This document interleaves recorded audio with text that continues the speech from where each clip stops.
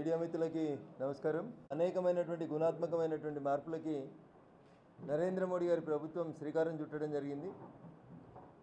ఈ దేశ హితం కోరి, ఈ దేశంలో ఉన్నటువంటి పేద ప్రజల హితం కోరి అనేక సంచలనాత్మకమైనటువంటి బిల్లుల్ని మూడోసారి ప్రధానమంత్రి అయినప్పటి నుంచి నరేంద్ర మోడీ గారు అమలు చేస్తూ వస్తూ ఉన్నారు. ఆ రకంగా తీసుకొని వచ్చినటువంటి ఒక కొత్త చట్టం ఈ దేశంలో ఉన్నటువంటి పేద ముస్లింలకి, ముస్లిం మహిళలకి, ముస్లింలలో ఉన్నటువంటి మైనార్టీలలో ఉన్నటువంటి మైనార్టీలకి ఉపయోగపడే రీతిలో తీసుకొచ్చినటువంటి వక్ఫ్ సవరణ చట్టం 2025 మీద ఈ దేశంలో కొంతమంది కావాలని ఉద్దేశపూర్వకంగా అల్లర్లు సృష్టించేటువంటి కార్యక్రమాన్ని చేపడతా ఉన్నారు. దీనిపై ప్రజల్లో కొంత అవేర్నెస్ కార్యక్రమాన్ని తీసుకురావడంతో పాటు వాస్తవాలని ప్రజల ముందు ఉంచాలనేటువంటి ఒక లక్ష్యంతో నరేంద్ర మోడీ గారి ఆదేశాల మేరకు, భారత ప్రభుత్వం ఆదేశాల మేరకి దేశవ్యాప్తంగా ఎంపీలము, ఎమ్మెల్యేలము అందరూ కూడా తిరిగి ప్రజల్ని చైతన్యవంతం చేసేటువంటి కార్యక్రమాన్ని చేపడతా ఉన్నాం. సో దేశంలో ఏం జరిగింది, తమిళనాడులో ఏం జరిగింది, ఆంధ్రప్రదేశ్లో ఏం జరిగింది, ఈ అంశాలని పక్కన పెడితే ముందు మనం ఉన్నటువంటి సంగారెడ్డి జిల్లా, పాత మెదక్ జిల్లాలో అనేక ప్రాంతాల లోపల వక్ఫ్ పేరిట, వక్ఫ్ ఆస్తుల పేరిట ప్రైవేటు భూముల్ని కూడా వక్ఫ్ అని చెప్పి ప్రకటించి పేద ప్రజల్ని, రైతుల్ని, చివరికి జహీరాబాద్ లాంటి ప్రాంతంలో మైనార్టీలు కూడా వక్ఫ్ని రద్దు చేయాలనేటువంటి ధర్నాలు చేసేటువంటి పరిస్థితిని కల్పించినారు. ఒక జహీరాబాదే కాదు, జహీరాబాద్ చుట్టుపక్కల ఉన్నటువంటి మండలాలు, జహీరాబాద్ మున్సిపాలిటీ, సంగారెడ్డి, గజ్వేల్ మున్సిపాలిటీ, ఇట్లా చాలా ప్రాంతాల లోపల నేను గతంలో ప్రాతినిధ్యం వహించినటువంటి దుబ్బాక నియోజకవర్గంలో నార్సింగి అనే మండలంలో ఒక ఊరును కూడా ఊరిలో ఉన్న ఇళ్లతో సహా 3 తరాల నుంచి వ్యవసాయం చేసుకుంటున్నారు. ఊరిలో ఉన్నటువంటి ఇళ్ళు మొత్తం కూడా వక్ఫ్ ఆస్తులుగా ప్రకటిస్తే రాష్ట్ర హైకోర్టులో అదొక పెద్ద కేసు నడుస్తూ ఉంది. గత 10-15 సంవత్సరాల నుంచి గ్రామస్తులు తిరుగుతూ ఉన్నారు. ఊరు పోయింది, 3 తరాలు, తాతలు, తండ్రులు, ఆఖరికి మనమలు వస్తే మనమలు ఉంటున్న ఇళ్ళని కూడా వక్ఫ్ కిందనే డిక్లేర్ చేశారు.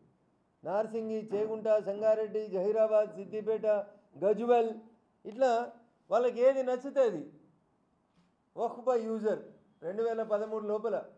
యాక్చువల్గా 1913లో వచ్చినటువంటి చట్టానికి 2013లో UPA 2 ప్రభుత్వం చేసినటువంటి సవరణలతోటి అనేక ప్రాపర్టీస్ అనేటివి వక్ఫ్ బోర్డు చేతుల్లోకి పోతూ హిందువులకి, నాన్ హిందూస్కి, ముస్లిమ్స్ కూడా చాలా సందర్భాల్లో నష్టం చేకూర్చడం జరిగింది.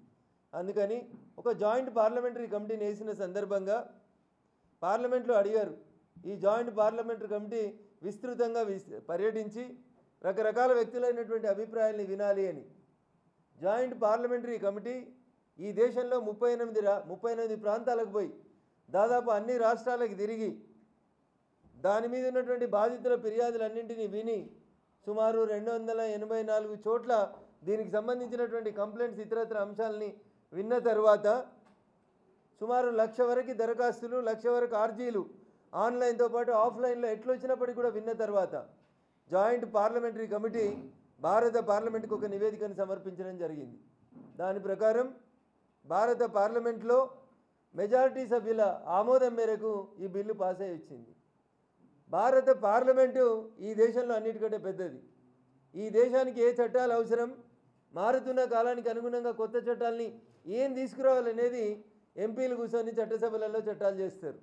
వాటిని ఇంప్లిమెంట్ చేయాల్సినటువంటి బాధ్యత అటు కార్యనిర్వాహక వ్యవస్థ, ఇటు న్యాయ వ్యవస్థతో పాటు అన్ని సమాజంలో ఉన్నటువంటి అందరిపైన ఈ వ్యవస్థలు అనేవి ఆధారపడి ఉంటాయి. కానీ కావాలని కొంతమంది మిత్రులు మీటింగులు పెట్టి దాన్ని ఏదో కార్యక్రమంలాగా పెట్టి రెచ్చగొట్టేటువంటి కార్యక్రమాలు చేస్తూ పేద ముస్లిం మహిళలకి, పేద ముస్లింలకు అన్యాయం చేసేటువంటి కార్యక్రమాన్ని చేపడతా ఉన్నారు. దీన్ని భారతీయ జనతా పార్టీగా, సగటు ఈ దేశ ప్రజలుగా అందరూ కూడా ఖండించాల్సినటువంటి అవసరం ఉంది. అపోహలకు తావివ్వకండి, అన్యాయాలకి తావివ్వకండి, తప్పుడు వ్యక్తుల తప్పుడు ప్రచారాలని నమ్మకండి. ఇది ఏ ఒక్క మతానికో వ్యతిరేకంగా జరుగుతున్నటువంటి ఇష్యూ కాదు. వక్ఫ్ పేరిట ఏ భూమినైనా వాళ్ళు తీసుకునేటువంటి అధికారాన్ని మేము రద్దు చేసినాం. వక్ఫ్ బోర్డు ఇచ్చేటువంటి డిసిషన్ ఫైనల్, కోర్టుకు అప్పీల్కు పోరాదు అనేటువంటి విషయాన్ని ఈ చట్టం రద్దు చేసింది. ఇతర కేసులలో ఎట్లయితే నాకు అన్యాయం జరిగిందని ప్రజలు భావిస్తే కోర్టుకు పోవడానికి అవకాశం ఉంటుందో, వక్ఫ్ విషయంలో కూడా ఎవరైనా ఇది వక్ఫ్ భూమి అని వక్ఫ్ అథారిటీ డిక్లేర్ చేస్తే దాని మీద హైకోర్టుకి సుప్రీంకోర్టుకి అప్పీల్కి పోవడానికి ట్రిబ్యునల్స్కి అప్పీల్ పోవడానికి అవకాశం కల్పించింది. ఇన్ని మంచి లక్షణాలతోటి కొత్త వర్క్ సవరణ చట్టం 2025 తీసుకొని వస్తే కొంతమంది అదే పనిగా విమర్శలు చేస్తూ ఉన్నారు, రకరకాలైనటువంటి తప్పుడు వ్యాఖ్యానాలు చేస్తూ ఉన్నారు. సో దేశానికి సంబంధించి దేశంలో ఉన్నటువంటి వక్ఫ్ ఆస్తులకు సంబంధించి చాలా వరకు మా మంత్రులు, కేంద్ర మంత్రులు, మా రాష్ట్రానికి సంబంధించినటువంటి మంత్రులంతా చాలా స్పష్టంగా దాని మీద ఈపాటికే దేశ ప్రజలందరికీ వివరణ చేస్తూ వస్తూ ఉన్నారు.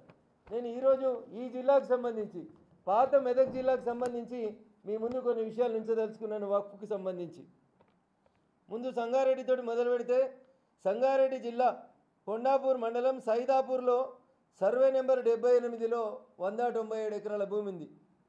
ఈ భూమిని 200 మంది రైతులు సాగు చేసుకుంటూ వీళ్ళకి పాస్ పుస్తకాలు కూడా గతంలో ఉన్నటువంటి ప్రభుత్వం ఇచ్చింది.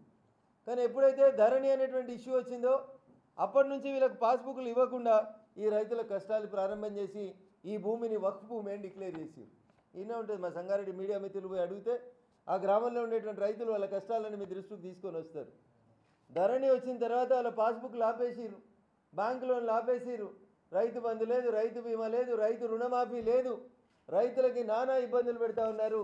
ఈ రైతులు వాళ్ళ తాతల కాలం నుంచి ఆ భూమిని సాగు చేసుకుంటూ వస్తూ ఉన్నారు.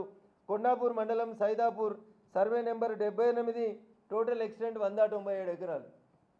పక్కనే మా పాటిల్ సార్ ఉన్నారు జైరాబాద్లో సత్వార్లో ఒక దేశ్ముఖ్ రైతు కుటుంబానికి సర్వే నెంబర్ 429, 430, 471లో 40 acres ల్యాండ్ ఉంటుంది దేశ్ముఖ్ గారికి. సర్వే నెంబర్ 429, 430, 471 ఈ 3